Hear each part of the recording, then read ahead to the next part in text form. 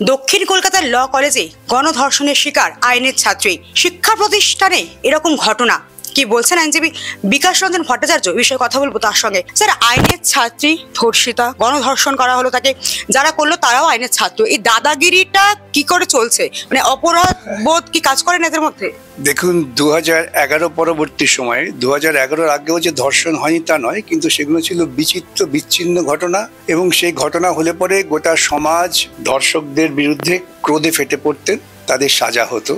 যেমন একটি ঘটনা প্রায়শই বর্তমান শাসক দলের লোকেরা খুব উল্লসিত হয়ে উল্লেখ করেন, তা হচ্ছে বানতলায় একটি ঘটনা ঘটেছিল। তখন বানতলা আজকের মতো এত উজ্জ্বল ছিল না, কিন্তু যিনি ধর্ষিতা হয়েছিলেন দুর্ভাগ্যজনকভাবে ধর্ষকরা তারা গ্রেপ্তার হয়েছিলেন, সাজা পেয়েছেন, আজও তারা সাজা ভুগছেন, নিন্দিত ছিল। কিন্তু 2011 সালের পরবর্তী সময় থেকে আমরা দেখেছি ধর্ষণটাকে একটা স্বাভাবিক প্রবৃত্তির মধ্যে নিয়ে নেওয়া হয়েছে। যে ধর্ষিতা হয়েছে তার বিরুদ্ধে আঙুল তোলা হয়েছে যে নিশ্চয়ই এটা প্রথম কথা ছোট্ট ঘটনা, বাচ্চারা করে ফেলেছে। দ্বিতীয় কথা, সর্দি কাশির মতো শরীরে যেমন হয় তখন ধর্ষণ হতেই পারে, আর ধর্ষণ হলে বয়স ভিত্তিক তার ক্ষতিপূরণের কথা বলা হয়েছে। অর্থাৎ যারা ক্ষমতায় এলেন রাজনৈতিকভাবে, তারা এমন একটা রাজনৈতিক কৃষ্টি তৈরি করলেন যে কৃষ্টিতে ধর্ষণটা নিন্দনীয় হলো না।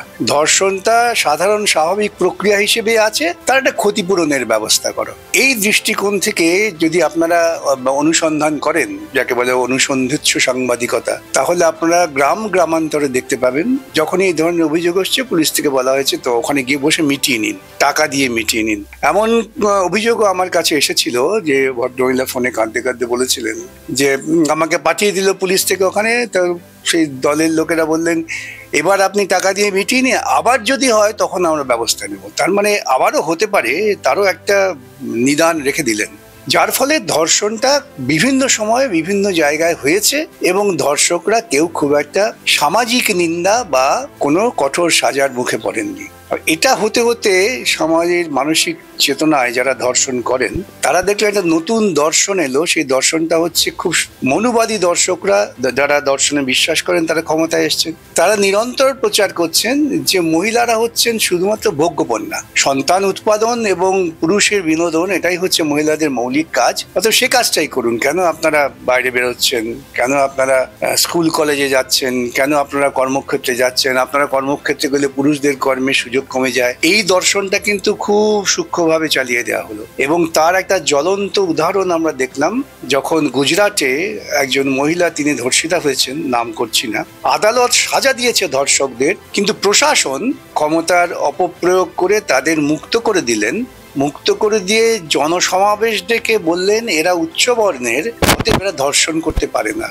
তার কারণ মনুবাদী দর্শনে বলা আছে যে নিম্নবর্ণের মহিলাকে যদি উচ্চবর্ণের পুরুষ ভোগ করেন তবে সেই নিম্নবর্ণের মহিলা পরজন্মে উচ্চবর্ণে উঠে যাবে। মানে এটা ধর্ষণের একটা স্বাভাবিক অনুমোদন একটি দর্শনে আছে। সেই দর্শনটাও খুব প্রবলভাবে প্রচারিত হচ্ছে RSS পরিচালিত বিজেপি ক্ষমতা আসার পর। সুতরাং এই দুটি দলই তারা পশ্চিমবঙ্গকে তাদের একটা গবেষণা কেন্দ্র হিসেবে ধরেছেন, ধর্ষণটাকে খুব স্বাভাবিক প্রবৃত্তির ব্যাপার করে দিয়েছেন। আমি দেখবেন প্রায় বলি যে এই ধর্ষণের একটা দর্শন আছে, তাই হাসপাতালে কর্মরত চিকিৎসক ধর্ষিতা হন, তার বিরুদ্ধে আন্দোলন করতে গেলে যারা আন্দোলন করেন তারা নিন্দিত হন, তারা আক্রান্ত হন। আজকে কলেজের ভেতর রয়েছে এবং কেউ কেউ দাবি করছে নিজেরা নিজেদের ব্যাপার। এই ধর্ষণটাকে নিজেদের ব্যাপার করে নেওয়া, এটা আমার একটা ব্যক্তিগত অভিজ্ঞতা আপনাদের বলি। আপনাদের মনে থাকতে পারে মধ্যম গ্রামে এক ট্যাক্সি ড্রাইভারের মেয়ে, তাকে দুবার ধর্ষণ করে পরে জ্বালিয়ে দেওয়া হয়েছিল। এমন সন্ত্রাস ছিল যে ওখানে কেউ যেতে পারছিলেন না, কিন্তু ঘটনা করে আমি সেখানে চলে যাই ওই মহিলাটির বাড়িতে, গিয়ে পুলিশ করে ধমক টমক দিয়ে কেন আপনারা করেছেন। যখন ফিরে আসছি ওই অঞ্চলের তৃণমূলের লোকেরা আমাকে ঘেরাও করলেন, ভয় ফয় দেখায়। আবার পাশপাশ থেকে কেউ বলছে বেশি বাড়াবাড়ি করিস না, হাইকোর্টের ইত্যাদি, হাইকোর্ট বলে ভয় পায়, বলছে এটা আমাদের পাড়ার ব্যাপার, আপনি এসছেন কেন? তাহলে ধর্ষণ যদি পাড়ার ব্যাপার হয় তা ধর্ষণ দুদিন বাদে ঘরের ব্যাপার হবে। আজকে এই পরিণতি দেখতে পাচ্ছি যে আইন কলেজের ভেতরে আইনের ছাত্রীকে, আইনের প্রাক্তন ছাত্র যে নাকি পেশায় আছে বলে দাবি করছেন, শুধু ধর্ষণ করছে না, কত বড় ক্রিমিনাল তার মাইন্ড। সে তার সমস্ত বিবরণটাকে ভিডিও করে এবং তাকে ভয় দেখাচ্ছেন যে এটাকে আমি জনসমক্ষে ছেড়ে দেব। এর জন্য সম্পূর্ণভাবে দায়ী আমরা যারা আমাদের প্রজাতান্ত্রিক অধিকারকে ঠিক মতো প্রয়োগ করি না। আমরা একবারও ভেবে দেখি না যে আমরা কাদের নির্বাচিত করে আমাদের শাসক হিসেবে বসাচ্ছি। আমাদের এই চিন্তা চেতনার ব্যর্থতা আজকে কিন্তু এই সমস্ত অপকর্মকে লালন পালন করেছে।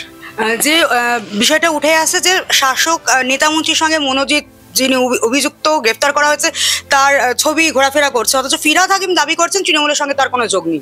এটা তো বলতে হয়, জনরোষের সামনে কিছু কিছু কথা কিছু লোককে বলতে হয়, যার মধ্য দিয়ে তারা প্রমাণ করার চেষ্টা করেন যে আমরা এসব সমর্থন করি না, কিন্তু সরাসরি ভাবে তার বিরুদ্ধে দৃঢ় কড়া ব্যবস্থা নেওয়ার মতো নেই। আজকে ফিরহাদ হাকিম কেন, কেউই কি তৃণমূল কংগ্রেসের মমতার বিরুদ্ধে একটা কথা বলতে পারবেন? কেউই কি প্রতিবাদ করেছিল মমতা যখন বলেছে যে যেমন সর্দি কাশি হয় তেমন ধর্ষণ হবে? কেউই কি প্রতিবাদ করেছিলেন যখন মমতা বলেছিলেন রেড কার্ড করে দিয়েছিলেন, 18 বছরের মেয়ে হলে এত টাকা, 20 বছরের মেয়ে এত টাকা? এইরকম নির্লজ্জ নিদান তো আমাদের শুনতে হয়েছে। তখন তৃণমূল কংগ্রেসে কেউ আপত্তি করেছিলেন? কারো সে সাহস আছে? সুতরাং আজকে জনরোষের সামনে কিছু কথা বলতে হয়, তাই ফিরহাদ বলে ফেলেছেন। কিন্তু ফিরহাদও নিজে মনে প্রাণে জানেন যে তার দলনেত্রী এই দর্শনের একজন অন্যতম দিশারি। কুণাল ঘোষ বলছেন যে বাম জামানায় এরকম ঘটনা বহু ঘটেছে, নৈতিক কথা বলার অধিকার নেই, এসব নিয়ে ওরা পাপে ডুবে আছে। ঠিক আছে, বাম জামানায় উনি দিন না একটা উদাহরণ দিন যে বাম জামানায় কবে কোন হাসপাতালে কর্মরত চিকিৎসক তিনি ধর্ষিতা হয়েছেন, কোন কলেজে কবে স্টুডেন্টস ইউনিয়নের রুমে নিয়ে গিয়ে কোন কলেজে ধর্ষণ করা হয়েছে, উদাহরণ দিন। 1 নম্বর। 2 হচ্ছে উদাহরণ দিলে তাকে বলতে হবে তিনি কি নৈতিক দায়িত্ব বা তার রাজনৈতিক দল কি নৈতিক দায়িত্ব পালন করেছে, তারও তো ক্ষমতায় আছে। ভুল বুঝিয়ে মানুষ প্রচারে বিভ্রান্ত হয়ে গিয়ে ওদের ভোটে বসিয়েছেন, সেটা অন্য সামাজিক বিশ্লেষণ। কিন্তু প্রশাসনিক ক্ষমতায় থেকে তারা কি ব্যবস্থা নিয়েছেন এই কথা না বললে প্রকৃতপক্ষে তারা অপরাধকে সমর্থন করছেন, এবং অপরাধকে সমর্থন করছেন বলেই তারা মিথ্যা একটা বাতাবরণ তৈরি করার চেষ্টা করছেন যে 34 বছরে কি হয়েছে। ভাই 34 বছর ছেড়ে তোমরা সামনে এগিয়ে এসছো, সামনে পথ চলো। এখন যদি কুণাল বলে যে আমি কেন স্টুডিওতে বসছি, কেন বসছেন?